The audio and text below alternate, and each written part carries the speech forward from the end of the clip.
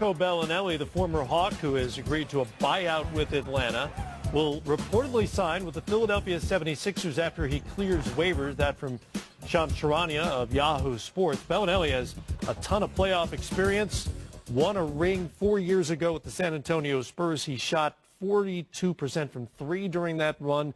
A year later with the Spurs, in a 7-game series, shot nearly 47% from three-point range.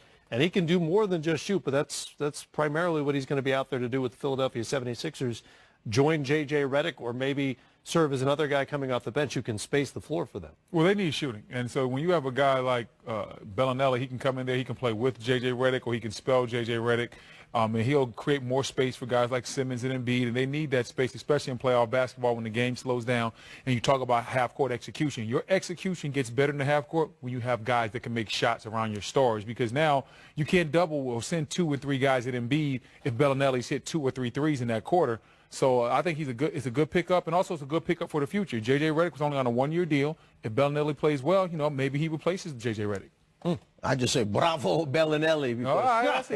You put a little something extra on that, Coach. I see what you did there. A little something extra. He's one of my favorite guys. I really like him. He's a great person. He's a terrific player. And the fact that now you start with Redick, you sit Redick, you bring him in off the bench, or if the team you're playing against happens to go small, now you have 2 guys who can really drill from downtown. Right. And when he gets it going, I mean, he keeps making threes where he can really shoot them. I asked this question without knowing the financial implications because I don't know what the various teams had to offer Belinelli. We saw that with Greg Monroe. Celtics could offer him more than his hometown Pelicans could, for instance. So maybe Philly just had more money to offer. But are you surprised at all that he didn't land with more of a title contender? That's a tough question without knowing what's been promised him after. Maybe there's more that's been... you're suggesting there's more.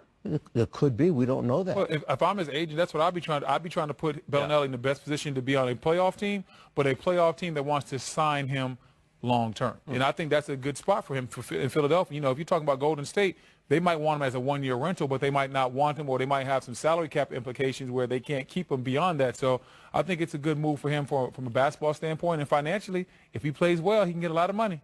Yeah, I mean, I think he's going to do okay either way. That the lure of potentially getting a ring, getting in another ring in his case, that's hard to resist sometimes. He has 1 ring right now. He might be trying to cash in that check.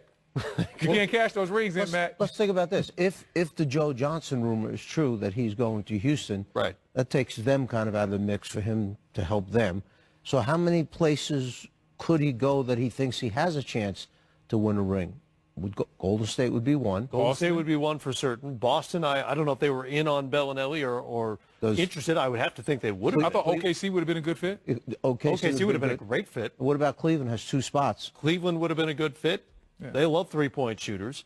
He's familiar with the Spurs. They're familiar with him. I don't know if you consider them a title contender, but they're 3rd in the West right now. That's a good fit as well. I don't know if they're title contenders without I'm saying whether you consider them, that's still a good fit. Yeah. And they're in a much higher position than the 76ers right now. This is true. Anyway, according to Shams Charania, he's going to land with the 76ers. Interesting stuff. All right, more coming up here.